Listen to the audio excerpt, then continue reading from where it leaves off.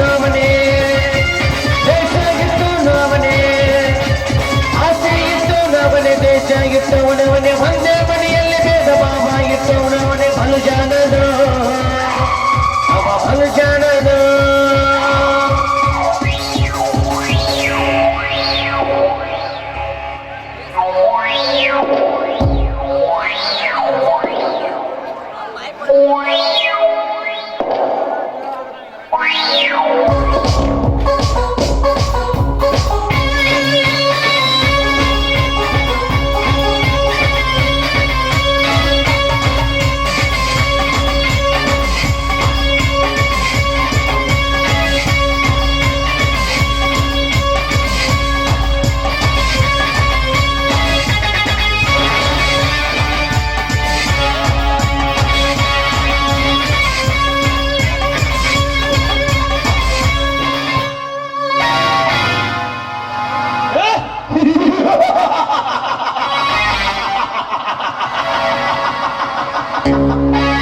ಈ ಕಲಿಯುಗದಲ್ಲಿ ಎಣ್ಣೆಯಾಗಿ ಮರೆತಿರುವ ಈ ರಂಗೇಗೌಡನ ಮಾತು ಇಲ್ಲಿ ಮಾಣಿಕ್ಯವಿದ್ದಂತೆ. ಈ ಸಾವಿರ ಸರ್ದಾರ ಮಾಡಿದ್ದೇ ಮಾಟ, ಆಡಿದ್ದೇ ಆಟ ಅಂತದ್ರಲ್ಲಿ ಈ ಊರಿನಲ್ಲಿ ನನ್ನನ್ನು ಎದುರಾಕಿ ಕೊಟ್ಟಿದ್ದಾನಲ್ಲ ಮೈಲಾರಿ. ಏ ಮಗನ ಮೈಲಾರಿ, ಈ ರಾಜಕೀಯ ರಂಗದಲ್ಲಿ ನಿನಗೆ ಪಾಠ ಕಲಿಸಿದ್ದಾರೆ. ನನ್ನ ಹೆಸರು ಎಮ್ಮೆಲೆ ಚಕ್ರವರ್ತಿ ರಂಗೇಗೌಡನೇ ಅಲ್ಲ. ಅರ್ಜೆಂಟಿ ಏ ಪರ್ಜೆಂಟಿ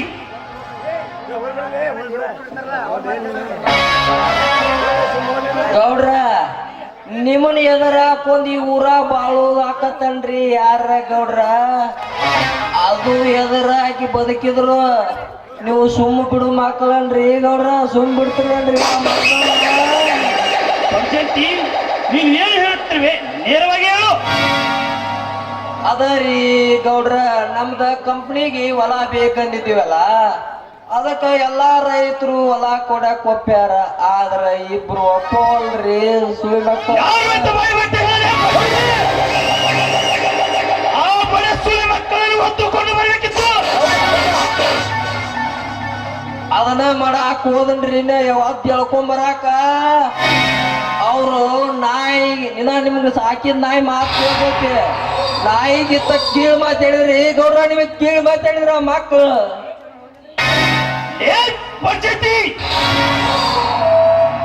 ಏ ಸಾವುಕಾರ ಇದ್ರೆ ನೀನು ಪೂರ್ತಕ್ಕೆ ಇರ್ಬೇಕು ಮೊಮ್ಮಗನ.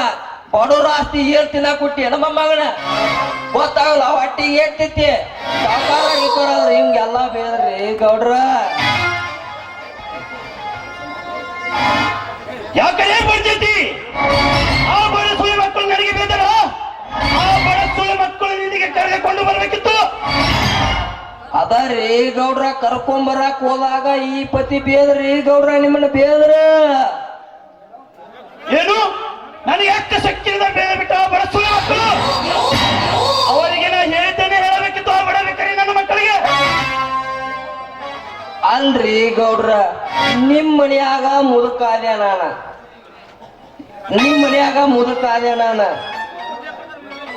ಎಷ್ಟು ತಿಳಿದಿಲ್ಲನ್ರಿ ಪಡ್ಜಂತಿಗೆ. ಏ ತಮ್ಮ ಕಾಳಿಂಗ, ಕರ್ಕೊಂಬಾಲೆ ಅವ್ರ ಹುಟ್ರನು.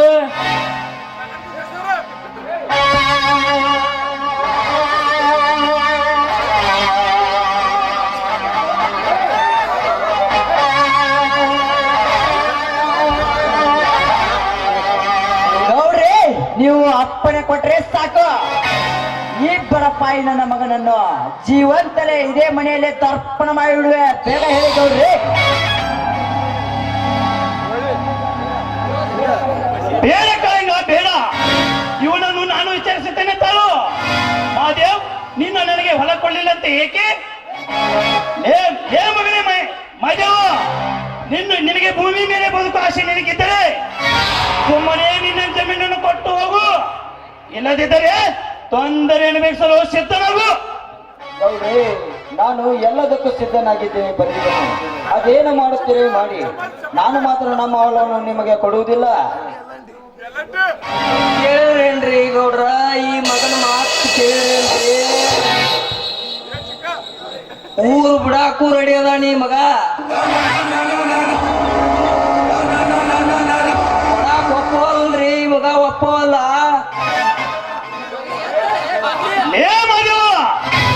ನಿನಗೆ ಎಷ್ಟು ಸೊಕ್ಕು ಬಂತದಲೇ ಮಗನೇ? ನಿನ್ನ ಜಮೀನನ್ನು ನನಗೆ ಹೇಗೆ ಖರೀದಿ ಮಾಡಬೇಕೆಂದು ಚೆನ್ನಾಗಿ ಗೊತ್ತು. ಏಕೆ ಜೀವನ ಪೂರ್ತಿ ಸಾಯುತ್ತೆ ಮಗನೇ? ಹಣ ತೆಗೆದುಕೊಂಡು ಜೀವನ ನಡೆಸು. ನೋಡು ಮಹಾದೇವ, ಈ ಹಾಳಾದ ಹೊಲವನ್ನು ಇಟ್ಟುಕೊಂಡು ಏನು ಮಾಡುತ್ತೀಯ? ಸುಮ್ಮನೆಯವರಿಗೆ ಕೊಟ್ಟು ನಮ್ಮ ಹೊಲವನ್ನು ಮಾರಿ ಹಣ ತೆಗೆದುಕೊಂಡು ಆಯಾಗಿ ಜೀವನ ಸಾಗಿಸೋಣ ಏನಿದೆಯಾ? ಪರಮೇಶ, ರೈತರ ಬಾಳಿಗೆ ಉಸಿರಾಗಿ ನಿಂತಿರುವ ನಮ್ಮ ಹೊಲವನ್ನು ಮಾರಿ ಅದೇನು ಸಾಧಿಸಲು ಹೊರಟಿರುವೆಯಾ? ಬೇಡ ಪರಮೇಶ, ಬೇಡ. ನಮಗೆ ಅನ್ನ ಹಾಕುವ ಹೊಲವನ್ನು ಕೊಟ್ಟು ನಾವು ಭಿಕ್ಷೆಯನ್ನು ಬೇಡುವುದು ಬೇಡವೇ ಬೇಡ. ನನ್ನ ಮಾತನ್ನು ಕೇಳು ಪರಮೇಶಿ, ಕೇಳು. ನೋಡು ಮಾದೇವ, ನಿನ್ನ ಮಾತನ್ನು ಕೇಳಿ ನಾನೇನು ಹೊಲವನ್ನು ಕೊಡದಿದ್ದರೆ ಇದೇ ಹಾಳು ಮಣ್ಣಲ್ಲಿ ಕೊರಗಿ ಸಾಯಬೇಕಾಗುತ್ತದೆ. ಅದಕ್ಕೆ ನಾನು ನನ್ನ ಹೊಲವನ್ನು ಮಾತ್ರ ಕೊಟ್ಟೇ ಕೊಡುತ್ತೇನೆ. ಅದು ನಿನ್ನನೇ ಬರ.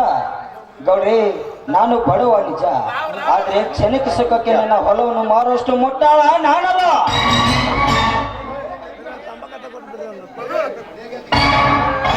ಗತಿಗೆಟ್ಟ ನನ್ನ ಮಗನೇ, ತುತ್ತು ಅನ್ನಕ್ಕೆ ಗತಿ ಇಲ್ಲದ ನಿನಗೆ ಇಷ್ಟು ಸೊಟ್ಟು.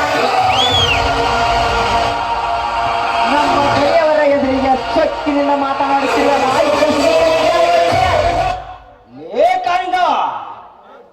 ಸೊಕ್ಕು ಬರೋದಕ್ಕೆ ನಿಮ್ಮಪ್ಪನ ಮನೆ ಅನ್ನ ತಿಂದು ಬದುಕಿದೆನೆಂದು ತಿಳಿದರೆ ಆ ಮಗನೇ, ಮಾತಿನಲ್ಲಿ ಸ್ವಲ್ಪ ನಿಗಾ ಇಟ್ಟುಕೊಂಡು ಮಾತನಾಡು.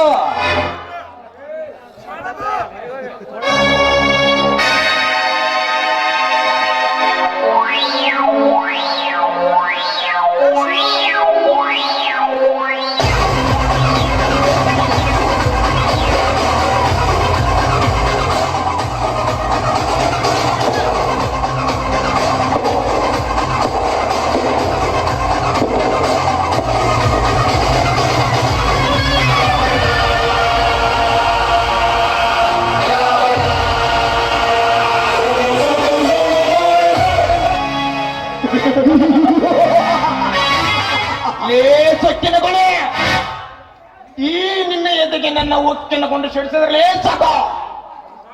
ರಕ್ತದ ಓಕಳಲ್ಲಿ ಬಿದ್ದು ವಿಲ್ಲನೆ ಒತ್ತಾಡಿ ಸಾಯಬೇಕಾಗಲೇ ಕೊನೆ.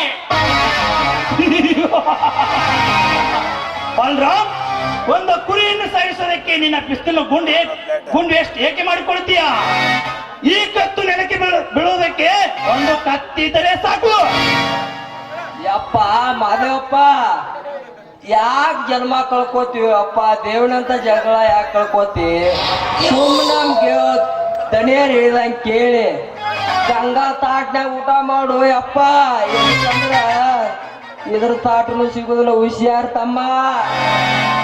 ಪರಿಚಂತಪ್ಪ, ರಾಜಕೀಯದಲ್ಲಿ ನಾನೇ ರಾಜನೆಂದು ಮೆರೆದು ಬಂಗಾರದ ತಟ್ಟೆಯಲ್ಲಿ ಊಟ ಮಾಡಿದ ಮಹಾನುಭಾವರೆಲ್ಲ ಈಗ ಜೈಲಿನಲ್ಲಿ ಜರ್ಮನಿ ತಟ್ಟೆಯಲ್ಲಿ ಊಟ ಮಾಡುತ್ತಿರುವಾಗ ಈ ನಮ್ಮ ಬಂಗಾರದ ತಟ್ಟೆ ಯಾವ ಲೆಕ್ಕ? ಪರಿಚಂತಪ್ಪ, ಸೊಕ್ಕಿನ ಬಗ್ಗೆ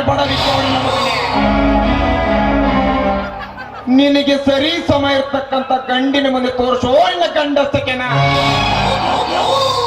ಅದನ್ನು ಬಿಟ್ಟು ಈ ಕಿಲಾಡಿ ಗಂಡಿನದ್ರಿಗೆ ನಿಂತುಕೊಂಡು ನಿನ್ನ ಗುಂಡಾಗಿರಿನ ತೋರಿಸಲು ಮುಂದಾರೆ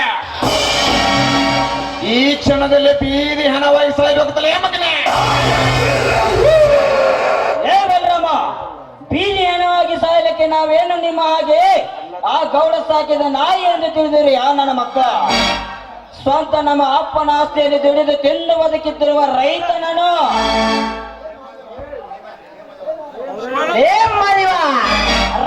ರೈತ ಅಂತ ಯಾಕೆ ಸಾಹಿತ್ಯ ಬರಪಾಯಿ ನನ್ನ ಮಗನೇ? ರೈತನಾದ ಮಾತ್ರಕ್ಕೆ ನಿನಗೇನು ರೆಕ್ಕೆ ಬಂದಿದೆ ಅಂತ ಆಯ್ತಾ? ಎತ್ತಿನ ಸಗಣಿ ಬಾಚೆ ಬಾಳ್ವೆ ಮಾಡುತ್ತಿರುವ ನಿನಗೆ ಇಷ್ಟು ಸೊಕ್ಕಿರಬೇಕಾದರೆ ಸರ್ಕಾರಕ್ಕೆ ಸವಾಲು ಹಾಕಿಕೊಂಡು ಬದುಕುತ್ತಿರುವ ನಮ್ಮ ಗೌಡರಿಗೆ ಅಷ್ಟಿರಬೇಡ. ಬಾಯಿ ಮುಚ್ಚಲೇ ನಾಯಿ. ನಿಮ್ಮಂತ ಸರ್ಕಾರ ಸಾಕುತ್ತಿರುವ ಕೆಟ್ಟ ನಾಯಿಗಳು ಉಂಡು ಖಾದಿ ಬಟ್ಟೆ ತೊಟ್ಟು ಕಾರಿನಲ್ಲಿ ಮೆರೆಯಲು ಹಚ್ಚಿದವರೇ ಈ ಸಗಣಿ ಬಾಚುತ್ತಿರುವ ನಮ್ಮಂತ ರೈತರು ಎನ್ನುವುದು ಮಾತ್ರ ಮರೆಯಬೇಡ.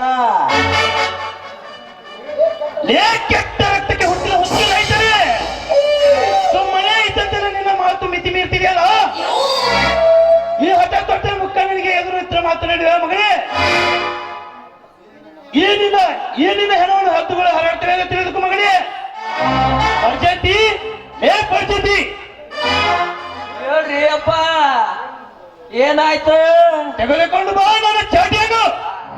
ಬರ್ತೇನ್ರಿ ಗೌಡ್ರ.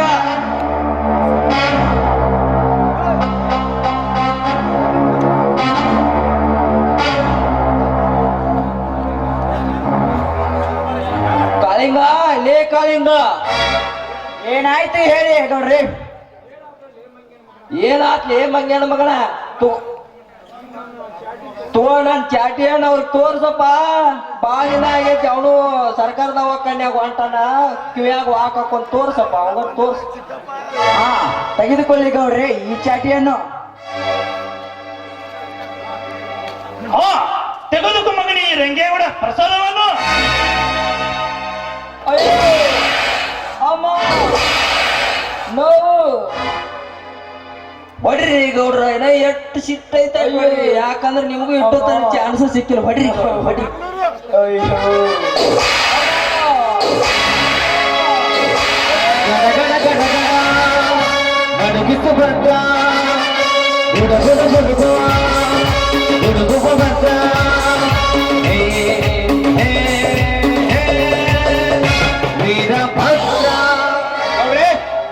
ಏನಿದು ಅನ್ಯಾಯ?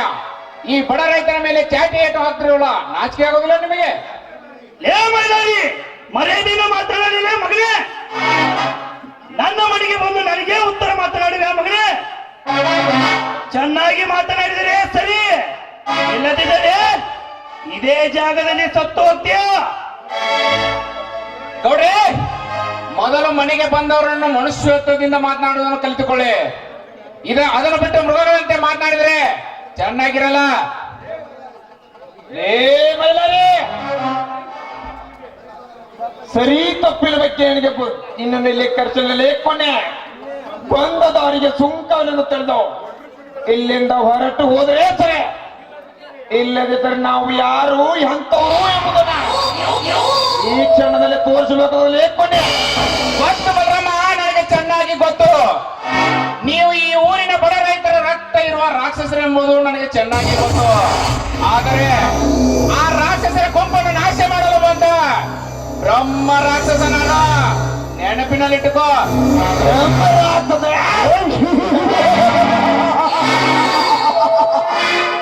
ಲೇಖುನೆ ಬ್ರಹ್ಮ ರಾಕ್ಷಸನಾನೇ ಎಂದು ಬೆರೆತಿರುವ ನಿಮ್ಮಂತ ರಾಕ್ಷಸರ ಸೊಟ್ಟ ನನ್ನ ಕೈಯಲ್ಲಿಟ್ಟುಕೊಂಡು ನಿಮ್ಮಂತವ್ರು ಎದೆ ಮೇಲೆ ಕಾಲಿಟ್ಟು ಮೆಟ್ಟಿ ನಿಂತು ಸ್ಮಶಾನದ ಸುಟ್ಟು ಬಂದು ಈ ಬೌದ್ಧ ಬಲರಾಮ್ಗೆ ನಿಮ್ಮಂತ ರಾಕ್ಷಸ ಚಟ್ಟ ಕಟ್ಟೊಂಡು ಯಾವ ಲೆಕ್ಕ ಲೇಖುನೆ. ಏ ಬಲರಾಮ, ನಿಮ್ಮಂತ ಕಟ್ಟಗಳು ನಮ್ಮಂತ ರೈತರ ಚಟ್ಟ ಕಟ್ಟಲು ಬಂದ ಕಟ್ಟಗಳ ಗುಟ್ಟು ರಟ್ಟಾಗಿ ಜೈಲು ಸೇರಿರುವಾಗ ನಿಮ್ಮಂತ ಪುಡರಿ ರಾಜಕೀಯರು ನಾನೇನು ಮಾಡಲಾರರು. ಏ ಮೈಲಾರಿ, ನೀನು ನಿಜವಾಗ್ಲೇ ನಿಮ್ಮ ತಂದೆಗೆ ಹುಟ್ಟಿದವರಾದರೆ ನಿಮ್ಮ ಹೊಲವನ್ನು ಉಳಿಸಿಕೊಂಡು ತೋರಿಸಿ. ನೀವು ನಿಮ್ಮ ತಂದೆಗೆ ಹುಟ್ಟಿಲ್ಲವೆಂದು ನಾನು ನಿರೂಪಿಸುತ್ತೇನೆ. ತಮ್ಮ ಮೈಲಾರಪ್ಪ, ಯಾಕೆ ಜಗಳ ಮಾಡ್ತೀವೋ? ಸುಮ್ಮನೆ ನಮ್ ಗೌಡ್ರು ಹೇಳಿದಂಗ ಕೇಳಿ ಬಂಗಾರದಂತ ಜೀವನ ಯಾಕೆ ಕಳ್ಕೊತಿ? ಒಟ್ಟ ರಾಜಕೀಯದವ್ರನ್ನ ಎದುರು ಹಾಕೋಬಾರ್ದಪ್ಪ ಅದ್ರಾಗ. ಯಾಕಂದ್ರೆ ಬಾ ಕೆಟ್ಟಿರ್ತಾರ ಅವ್ರು ಹೇಳಿದಂಗ ಕೇಳಿ ಊಟ ಮಾಡ್ಲಿ, ಬಂಗಾರ ತಾಟ್ನ್ಯಾಗ ಊಟ ಮಾಡು ಮಾದಿವಪ್ಪ. ಲೇ ಪಡಿಸೈತಿ, ಈ ಮನುಷ್ಯನ ಜೀವನ ಕೇವಲ 3 ದಿನದ ಸಂತೆ. ಈ 3 ದಿನದ ಸಂತೆ ಕಂತಿನಲ್ಲಿ ಮನುಷ್ಯತ್ವದಿಂದ ಬದುಕಬೇಕು ವಿನಃ ನಿಮ್ಮ ಹಾಗೆ ಅನ್ಯಾಯದಿಂದಲ್ಲ. ಇಂಥ ಆಸ್ತಿಯನ್ನು ನಿಮಗೆ ಮಾರಿ ನಿಮ್ಮ ಗುಲಾಮಗಿರಾಗಿ ಬದುಕುವ ಅವಶ್ಯಕತೆ ನಮಗಿಲ್ಲ. ಏಯ್ ಮೈಲಾರಣ್ಣ, ಯಾಕೆ ಸುಮ್ನೆ ಗೌಡ್ರನ್ನ ಎದುರಾಕಿಕೊಂಡು ಸಾಯ್ತಿದಿ? ಅಲ್ಲಪ್ಪ, ನಾನೇ ಇದ್ದ ಹೊಲ ಖುದ್ದಾಗಿ ಕೊಟ್ಟು ಸುಖದಿಂದ ಜೀವ ಸಾಕ್ಸಾಕತ್ತೀನಿ ಅಂದ್ರಿಂದ ನಿನ್ಗೆ ಯಾಕೆ ಹೊಲ ಕೊಡೋದಿಲ್ಲ ಅಂತೀವೋ ಮೈಲಾರಪ್ಪ? ಪರಮೇಶಪ್ಪ, ನೀನು ನಿಜವಾದ ತಂದೆ ತಾಯಿಗೆ ಹುಟ್ಟಿದರೆ ಈ ರೀತಿ ಮಾತನಾಡ್ತಿರಲಿಲ್ಲ. ಪಾಪ ಆ ನಿನ್ನ ತಾಯಿಗೆ ಏನು ಗೊತ್ತು ನೀನೀಗ ಈ ರೀತಿ ಆಗ್ತೀಯ ಅಂದು. ಮೈಲಾರಪ್ಪ, ನಮ್ಮ ದೇಶದಲ್ಲಿ ಒಳ್ಳೆಯ ತಾಯಿ ಮಗನಾಗಿ ಬೆಳೆಯಬೇಕಾದರೆ ಕೈ ತುಂಬ ಹಣ ಸಂಪಾದನೆ ಮಾಡಲೇಬೇಕು. ಮೊದಲು ಅದನ್ನು ತಿಳಿದುಕೋ. ಮುಚ್ಚು ಬಾಯಿ ದೇಶದ್ರೋಹಿ. ನೋಡು, ನಮ್ಮ ದೇಶ ಕಾಯಲು ಸೈನಿಕರು ಬೇಕು, ಅದೇ ದೇಶಕ್ಕೆ ಅನ್ನ ಹಾಕಲು ರೈತರು ಬೇಕು, ಅದೇ ರೈತರಿಗೆ ಅನ್ನ ಬೆಳೆಯಲು ಒಂದು ತುಂಡು ಭೂಮಿ ಆದರೂ ಇರಬೇಕು. ಅಂತ ಭೂಮಿಯನ್ನು ನಿಮ್ಮ ಸ್ವಾರ್ಥಕ್ಕೋಸ್ಕರ ಮಾರಲು ನಿಂತಿರುವಿಲ್ಲ. ಆಚೆಗೆ ಹೌದು, ಬೇಕಾದರೆ ನಮ್ಮ ಭೂಮಿ ಮೇಲೆ ರಕ್ತವನ್ನು ಸುರಿಸುತ್ತೇವೆ ವಿನಾ ನಮ್ಮ ಈ ಭೂಮಿಯನ್ನು ಯಾರಿಗೂ ಬಿಟ್ಟು ಕೊಡಲಾರು. ಇದು ನನ್ನ ಪ್ರತಿಜ್ಞೆ.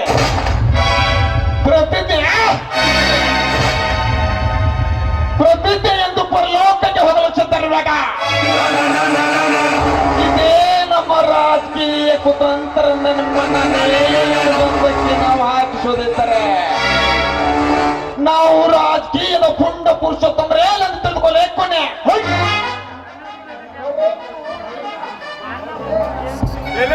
ಗೌಡ್ರೆ, ನೀವು ಅಂದ್ರೆ ಇವರಿಬ್ಬರ ದೇಹವನ್ನು ತುಂಡು ತುಂಡಾಗಿ ಕತ್ತರಿಸಿ ಚಟ್ಟ ಕಟ್ಟಿ ಬಿಡುತ್ತೇನೆ.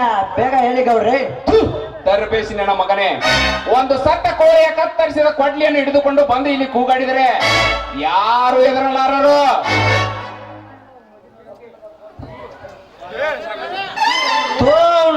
ಅದಕ್ಕ ಹೇಳಿದಲ್ಲಿ ಕಾಳಿಂಗ ಮೊದಲ ಕೊಲ್ಲಿ ಮೇಸ್ಕೊಂಬ ಈ ಮಕ್ಕಳಿಗೆ ಅಂತೇಳಿ ನೀರ ಅವನವನು ಹುಲ್ಲು ಕಡಿಯಂಗ್ ಮಣ್ಣು ಮಾಡ್ಕೊಂಡ್ ಬಂದಿಯಪ್ಪ. ನಿನ್ನ ಬುದ್ಧಿರ ಯಾವ ಬರ್ತದ್ಲಿ ಕಾಳಿಂಗ? ಮೈಲಾರಿ, ನೀವು ನಿಜವಾಗಲೂ ನಿಮ್ಮ ತಂದೆಗೆ ಹುಟ್ಟಿದವರಾದರೆ ನಿಮ್ಮ ಹೊಲವನ್ನು ಉಳಿಸಿಕೊಂಡು ತೋರಿಸಿ. ನೀವು ನಿಮ್ಮ ತಂದೆಗೆ ಹುಟ್ಟಿಲ್ಲವೆಂದು ನಾನು ನಿರೂಪಿಸಿ ತೋರಿಸುತ್ತೇನೆ. ನೀನು ನಿಜವಾಗಲೂ ನಿಮ್ಮ ತಂದೆಗೆ ಹುಟ್ಟಿದವನಾಗಿದ್ದರೆ ನಮ್ಮ ಹೊಲವನ್ನು ಖರೀದಿ ಮಾಡಿಕೊಂಡು ತೋರಿಸು ನಿನ್ನ ರಾಜಕೀಯ ಪವರನ್ನು. ಅದು ಆಗ್ಲಿಲ್ಲವೆಂದ್ರೆ ನೀನೊಬ್ಬ ಸೂಳೆ ಮಗನೆಂದು ಸುಮ್ಮನಿದ್ದು ಬಿಡು. ಮಾದೇವಪ್ಪ, ಬಾ ಹೋಗೋಣ. ಆಯ್ತು, ನಡಿ.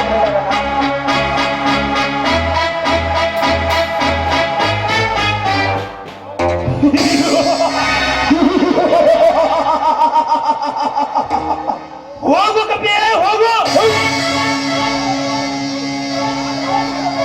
ನಾಳೆ ಸೂರ್ಯ ಮುಳುಗಿದ್ರು ಆಗಿ ನಿನ್ನನ್ನು ನೇಮಿ ಕಪ್ಪಕ್ಕೆ ಹಾಕ್ಸದಿದ್ದರೆ ಸೂರ್ಯ ಮೇಲೆ ಚಕ್ರವರ್ತಿ ರಂಗೇಗೌಡನೇ ಅದು. ಓಯ್!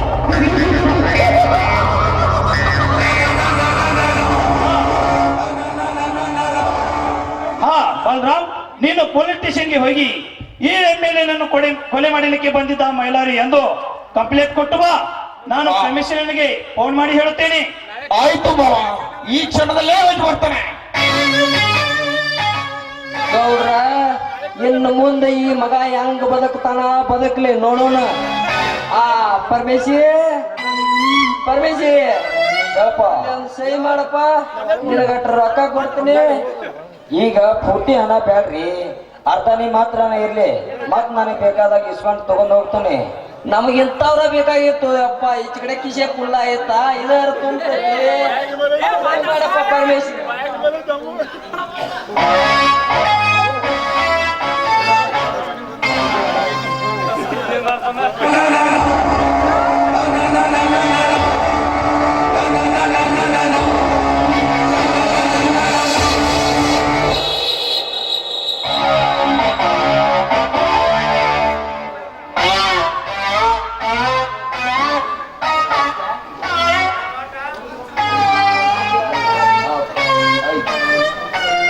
ಪರಮೇಶಿ ತಗೊಂಡು ಹೋಗಪ್ಪ.